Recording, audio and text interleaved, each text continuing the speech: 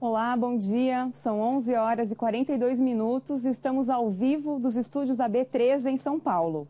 Eu sou Giovana Pagel e este é o programa Dinheiro na Semana, o seu ponto de partida semanal na economia. O nosso convidado de hoje é Eduardo Terra, presidente da Sociedade Brasileira de Varejo e Consumo. Nossa conversa será sobre como se preparar para Black Friday 2017. O evento, que chegou ao Brasil em 2011 e se transformou em uma das principais datas do varejo, ocorre sempre na última sexta-feira de novembro. Neste ano, a data de liquidações e descontos será o dia 24 de novembro. Qual é o impacto do evento no e-commerce brasileiro? Que cuidados o consumidor deve tomar para não cair em falsas promoções? Participe, pergunte, escreva sua dúvida aqui na área de comentários do Facebook, que o nosso convidado responde para você no segundo bloco. Mas primeiro vamos para o nosso telão, ver quais são os principais assuntos que devem movimentar a economia e os negócios nessa semana. E o nosso giro começa pela Bolsa de Valores. O Ibovespa está em alta de 0,11% na manhã dessa segunda-feira, aos 72.246 pontos. E o nosso próximo item é o câmbio. O dólar comercial também está em alta na manhã dessa segunda-feira, aos R$ 3,29, alta de 0,30%. E o nosso próximo item é a manchete do site da Dinheiro, em www.istoedinheiro.com.br. Temos aqui, então, contas públicas. Pautas bomba põe ajuste fiscal sob risco. Essa manchete e também tem os outros destaques aqui do conteúdo do site da revista Dinheiro. E a capa da Dinheiro dessa semana mostra por que o retorno dos fundadores do hotel urbano dá uma injeção de ânimo na empresa. E conheça também os casos de TOTUS, Inova, Dell e Apple. Confira então a revista nas bancas e também o conteúdo no site aqui da Dinheiro. E o nosso próximo item é a agenda da semana com os principais indicadores, os dados mais relevantes do Brasil e do mundo. Nessa segunda-feira, ficamos aqui no Brasil com o Boletim Focus do Banco Central. O relatório publicado semanalmente pelo Banco Central do Brasil traz as previsões de cerca de 100 analistas financeiros sobre diversos indicadores da economia, como PIB, taxa de juros, inflação, dólar e investimentos. Na terça-feira, continuamos aqui no Brasil, destaque para vendas no varejo. Pesquisa mensal do comércio, divulgada pelo IBGE, mostra o resultado das vendas no varejo em outubro. O mercado aposta em alta de 0,2%, ante uma queda de 0,5% registrada no mês anterior. Na quarta-feira, feriado aqui no Brasil, nós vamos para a zona do euro, com a balança comercial. A agência de estatísticas Eurostat divulga o resultado da balança comercial de setembro dos 17 países que compõem a zona do euro. Analistas apostam em um superávit de 21 bilhões de euros, uma leve queda em relação aos 21,6 bilhões de euros registrados em agosto. Na quinta-feira, o destaque vai nos Estados Unidos, com a produção industrial. O Banco Central americano divulga a produção industrial no mês de outubro. O mercado aposta em alta de 0,5%, ante um crescimento de 0,3% registrado em setembro. O setor segue em recuperação após sofrer com os impactos do furacão Harvey. E para encerrar nossa semana, sexta-feira, voltamos aqui para o Brasil com a pesquisa mensal de serviços. O IBGE divulga a pesquisa que mostra o desempenho do setor de serviços no Brasil em setembro. Após o setor ter registrado o pior resultado para meses de agosto, da série iniciada em 2012, analistas apostam em alta de 0,20%. E agora sim, o nosso destaque da semana. Como se preparar para Black Friday 2017. E é sobre este assunto que eu converso com o Eduardo Terra, presidente da Sociedade Brasileira de Varejo e Consumo. Bom dia, Eduardo. Bom dia, Giovana. Seja bem-vindo. Bom dia a todos. Eduardo, quais vão ser as novidades desse ano? O que tanto as empresas como os consumidores vão poder aproveitar de diferente e de novo mesmo, né? Bom, acho que a primeira boa notícia é que é uma Black Friday já fora da crise econômica que o Brasil passou nos últimos anos, como você colocou bem. A Black Friday teve início em 2011 e desde 2014, portanto 14, 15 e 16, a gente teve uma Black Friday em um ambiente muito deteriorado em termos de confiança, de emprego e de renda. Então teremos uma Black Friday nessa retomada do Brasil pós-crise, o que traz um certo ânimo, né? A gente tem uma perspectiva tanto para o varejo quanto para o comércio eletrônico para esse último trimestre já bem mais otimista do que a gente vinha tendo. E eu acho que a Black Friday vai ser o início desse processo. E uma coisa que chama atenção também é que ela não está mais no e-commerce, essencialmente. Isso. Ela cresceu e ela foi também para muitas lojas físicas. Eu queria que você falasse também desse impacto, dessa transformação, né, do evento mesmo, né? Black Friday é uma data no Brasil, é importante ser dito que lá nos Estados Unidos, onde ela teve origem, ela nasceu no varejo físico, né? Sim. Mas no Brasil, ela foi inicialmente abraçada pelas empresas de e-commerce como uma forma de antecipar aquela demanda do Natal. O comércio eletrônico ele não tem aquele pico da última semana pré-natal por conta das limitações de entrega. O próprio consumidor tem um pouco de dúvida, né, lá a partir pelo dia 17, 18 de dezembro, se ele vai conseguir receber o seu presente a tempo. Então, o início da Black Friday no Brasil foi pelas empresas de e-commerce. De 3 anos para cá, as empresas do varejo físico, percebendo que a data, né, tinha de fato acontecido, começou a gerar uma demanda grande, também, de uma certa forma, abraçaram como uma data promocional sazonal, e hoje a gente pode dizer que o Black Friday já não é mais algo de comércio eletrônico, é uma data do calendário anual do varejo brasileiro. E que inclusive não é um único dia, né? Claro que Exato. Nesse dia 24, algumas empresas preparam liquidações, descontos, ofertas especiais, mas muitas lojas também já começaram a divulgar, né, essa data, a tentar impulsionar mesmo as suas vendas já num período maior, né? A Black Friday, pelo conceito, seria um único dia, né? O dia 24 de novembro, uma sexta-feira, que lá nos Estados Unidos é o que antecede o feriado de ação de graças, Thanksgiving Day.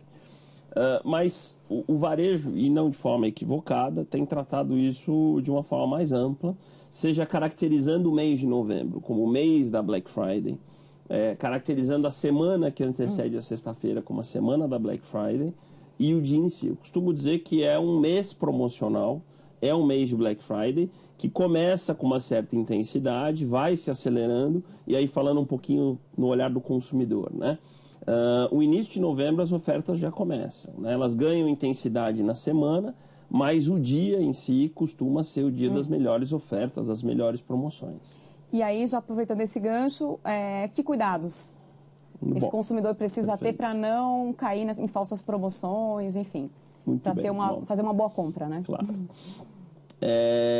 Eu vou separar os cuidados em duas partes, né? Acho que existe um cuidado da empresa que eu estou comprando em si, e aí eu costumo dizer que a internet é onde a gente consegue mais, de forma rápida e clara, entender a reputação da empresa que está fazendo aquela oferta. Então, a primeira recomendação é muito cuidado de quem comprar, tá?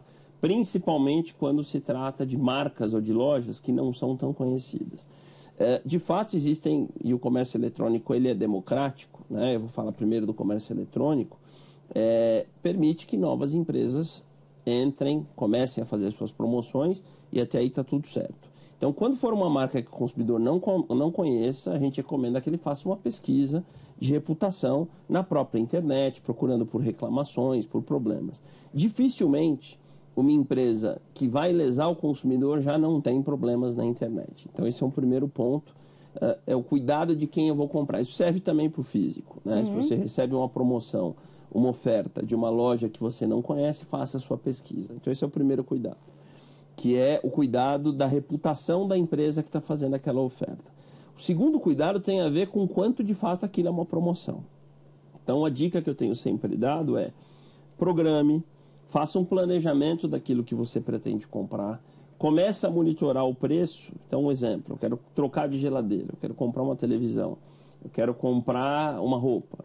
Comece a monitorar um pouco o preço daquilo que você quer antes, para que você possa ter a segurança, né, seja no mês, na semana, no dia, de que aquela oferta em si é uma oferta real. A gente amadureceu muito a data, né? Desde 2011, e as primeiras Black Fridays, de fato, a gente teve problemas, levantados inclusive pelo Procon, de ofertas, entre aspas, enganosas. Isso é muito raro hoje, mas eu posso dizer que ainda existe. Então, segurança para o consumidor acompanhe o preço daquilo que você quer comprar, para que quando a oferta de fato valer a pena, você saiba que aquele preço é um preço diferenciado. Certo, nunca é demais, cautela nunca é demais. Né? Bom, uma coisa também que eu queria que você comentasse é que o e-commerce no Brasil, ele ainda representa uma pequena parcela, só 3,5% do varejo. Ainda tem muito espaço, né, para crescer. O que você acredita que trave ainda um pouco a questão do e-commerce no Brasil? De fato, o total do comércio eletrônico, né, no Brasil representa 3,5% das vendas totais do varejo brasileiro. Isso é uma média. Então, quando a gente olha algumas categorias mais específicas que estão mais fortes no e-commerce, como informática, já é 36%. Livros, acima de 30%. Né, eletroeletrônicos, 2 dígitos. O que puxa um pouco essa média para baixo é o varejo de alimentos, é o varejo de medicamentos, que de fato a participação do comércio eletrônico é baixa. Em outros países, para a gente dar uma referência para a nossa audiência, nos Estados Unidos o comércio eletrônico já é 11% do varejo, na Inglaterra é 18%, e na China está chegando a 30%. E por quê? Porque existem formas diferentes do comércio eletrônico oferecer produtos para o consumidor. Aqui o nosso comércio eletrônico ainda é muito restrito a você comprar online e receber em casa. E aí a gente tem o frete, que tem um custo que não é baixo, como um limitador. Então o frete acaba fazendo com que a gente compre coisas mais caras ou faça pedidos muito grandes. O que tem feito o comércio eletrônico crescer em outros países é o que a gente chama de compra online, retira em loja. Em inglês, o click and collect ou drive, né? Onde o consumidor ele compra pelo e-commerce para que ele possa garantir aquela oferta, né? A comodidade da compra, mas ele vai retirar aquele produto numa loja física. Isso muitas vezes faz com que o frete se torne zero, e isso viabiliza muitas vezes ele comprar produtos de valor agregado menor, quantidades menores. Mesmo o varejo de supermercados, o comércio eletrônico tem crescido por aí. Você compra a sua cesta online e você passa na volta do trabalho para retirar na loja. O que já acaba sendo bem mais rápido, né? Muito mais rápido. Um processo de compra de 2 horas numa compra de abastecimento passa a levar 5 minutos, que é o tempo de você entrar com o carro no estacionamento daquela loja, e a gente já tem alguns exemplos disso no Brasil. As compras já estão separadas, vai para o teu porta-mala, em 5 minutos é o tempo de você entrar e sair daquela determinada loja. Então, isso é o que vai fazer com que o nosso comércio eletrônico saia dos 3,5%. A nossa previsão é que ele se torne 10% do varejo brasileiro nos próximos 5 anos. Então, um dos caminhos realmente seria comprar e a pessoa mesma retirar. Retirada em loja. Bom, só vou interromper um minutinho a nossa conversa, Eduardo, para a gente conferir o que o editor de Economia da Dinheiro, Luiz Arthur Nogueira, preparou no quadro Descomplicando a Economia desta semana.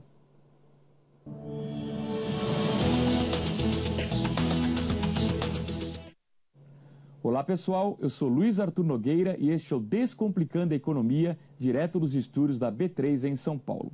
Hoje vamos falar sobre a reforma da Previdência, um tema polêmico, até escrevi um artigo sobre isso recentemente na revista Isto é Dinheiro. Por que eu defendo a reforma da Previdência? Por alguns motivos. O Brasil tem um rombo enorme na Previdência, a população está envelhecendo, a taxa de natalidade despencou e, portanto, no futuro muito breve, a gente vai ter relativamente poucos jovens para financiar a aposentadoria de muitos idosos. É preciso sim uma reforma. Daí as pessoas perguntam, mas não bastaria a Previdência cobrar todos os devedores? Bom, de fato, a Previdência tem a receber 390 bilhões de reais. Vamos imaginar que fosse possível cobrar todas as empresas que devem. Primeiro que isso é impossível, porque algumas já faliram, por exemplo, a VASP e a Varig. Mas ainda que fosse possível, esse valor de 390 bilhões seria suficiente para cobrir o rombo de apenas 2 anos da Previdência. Ou seja, ao cobrar todo mundo, a Previdência resolveria o rombo do ano que vem e de 2019. E a pergunta que fica é, e o rombo a partir de 2020? o que nós faríamos. Portanto, precisamos da reforma da Previdência. É verdade que os mais pobres serão os mais prejudicados? Não é verdade. Por quê? Porque já hoje, 2/3 de todas as pessoas que se aposentam por apenas um salário mínimo e mais, por idade mínima. O que a reforma propõe é idade mínima para todo mundo, ou seja, para aquele 1/3 de trabalhadores que são os mais ricos que recebem mais. E eu me incluo nesse grupo. Portanto, eu não estou aqui defendendo o meu interesse. A reforma vai contra os meus, entre aspas, privilégios. E nem por isso eu me coloco numa posição contrária. E por fim, essa mini reforma agora que o governo está oferecendo, com apenas idade mínima, uma regra de transição e equiparação entre setor público e setor privado. Ela resolve o problema? Infelizmente não. É um paliativo, é melhor a mini reforma do que nada, mas com certeza essa mini reforma vai resolver o problema no curto prazo e daqui a alguns anos nós estaremos de novo debatendo uma nova reforma da Previdência. É isso, pessoal. Um grande abraço a todos e até o programa da semana que vem.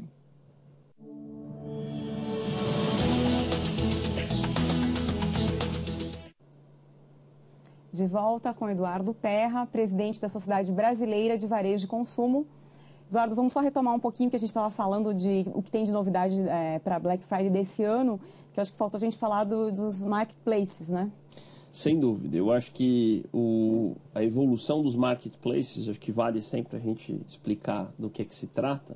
O marketplace é quando a loja, então o Submarino, a Casas Bahia, o Extra, Magazine Luiza, Netshoes, Amazon, Mercado Livre, se torna um shopping e não uma loja. Então o consumidor está dentro de uma dessas lojas, mas a compra ela é feita de uma terceira loja, que não aquela da marca em si.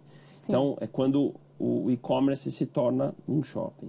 Vale um reforço naqueles nossos cuidados, né, de que quando o consumidor está comprando de uma dessas lojas, vale lembrar que muitas vezes ele não está comprando aquela marca. Muitas vezes as pessoas ainda acham, comprei da loja X. Não, você comprou de um revendedor que está dentro da loja X. O marketplace no Brasil hoje já é 20% do comércio eletrônico brasileiro. Nos Estados Unidos já é um pouco mais e na China é o contrário. 80% do comércio eletrônico é via marketplace. 80%? 80%.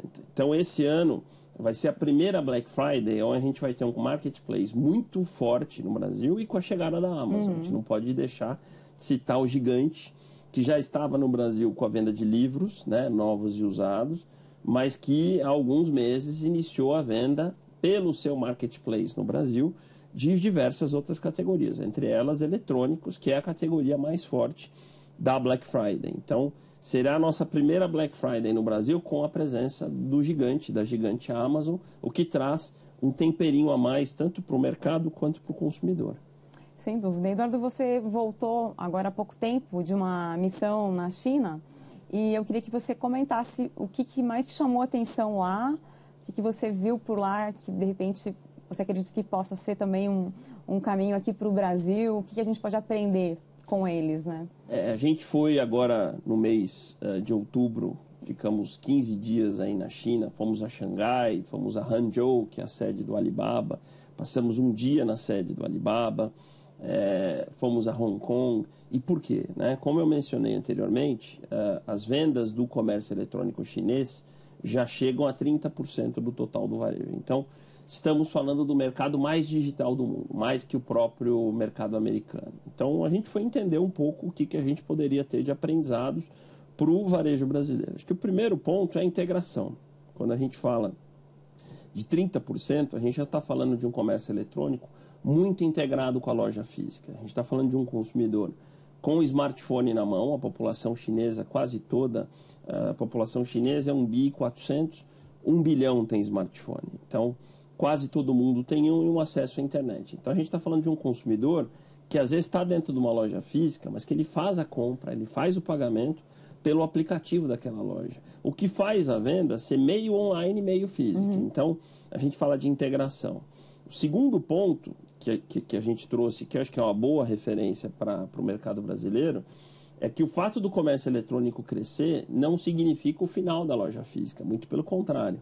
A gente deu muito destaque aqui no Brasil da compra da Whole Foods pela Amazon, né, que foi uma loja, uma rede de supermercados que a Amazon comprou, Mas na China isso já está muito mais avançado. O Alibaba, que é o grande gigante do comércio eletrônico chinês, já fez 3 aquisições de varejo físico. Então hoje o Alibaba é sócio da principal rede de eletroeletrônicos da China, que é Suning.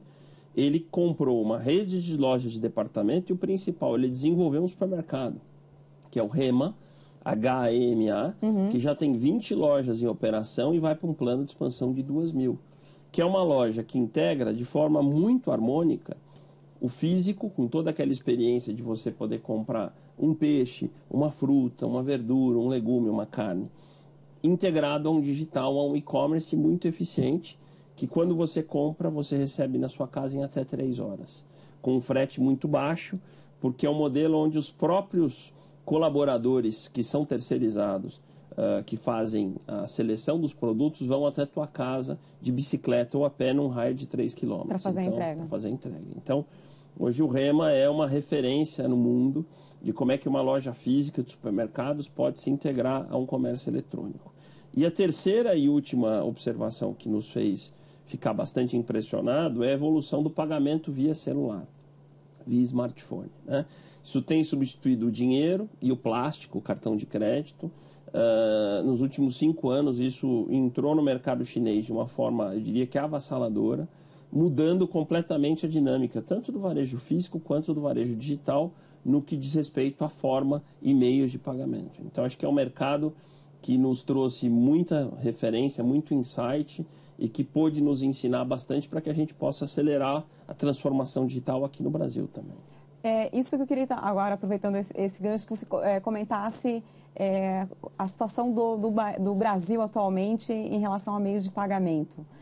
Se você acredita que para os próximos anos o brasileiro também passe a usar mais esses pagamentos pelo celular ou até por outras formas, né, que já são possíveis, né? Bom, eu acho que pagar via celular é algo que a gente fala quase há 10 anos, né? Mas de fato ainda não havia acontecido, como não aconteceu da maneira que aconteceu na China, nos Estados Unidos, porque havia algumas dúvidas e alguns gargalos.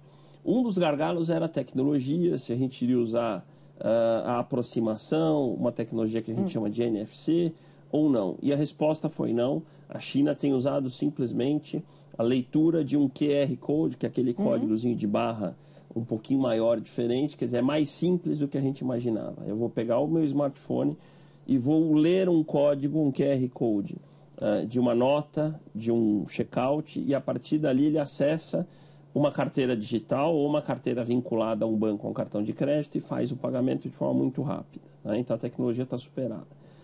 Segurança, né? Eu acho que por trás disso, a carteira digital, que é o celular, passa a ter uma importância diferente. Uma pesquisa que a gente recebeu na China é que hoje o chinês está muito mais preocupado em não perder o celular do que não perder a carteira, né? Porque hoje, de fato, você perdeu o seu smartphone é quase uma tragédia. A tua vida está ali, né? A tua vida está toda ali, não só os seus meios de pagamento, como os seus dados pessoais. Então, acho que a gente vai aprender a proteger, a ter um cuidado maior. O que é importante disso? Isso traz menos atrito para o cliente, que não tem que andar com vários plásticos, com dinheiro. O telefone todo mundo anda, então o telefone passa a ser a sua carteira. Isso traz menos atrito para a loja, custos mais inteligentes. E eu acho que a grande discussão no Brasil é como é que essa tecnologia vai acontecer. Quem vai liderar essa indústria, né? Quem vai fazer de fato isso acontecer, mas que isso virá e que vai trazer benefícios para o varejo e para o consumidor é um fato. Tá certo, então. Eu agradeço a sua presença. Muito obrigada. Obrigado, Giovana. E obrigada a você também pela companhia neste Dinheiro na Semana de 13 de novembro de 2017. Para ficar por dentro das novidades da TV Dinheiro, inscreva-se no nosso canal no YouTube. Todo dia um conteúdo novo para você. E o Dinheiro na Semana volta na próxima segunda-feira, no mesmo horário, às 11h30 da manhã. Boa semana, tchau!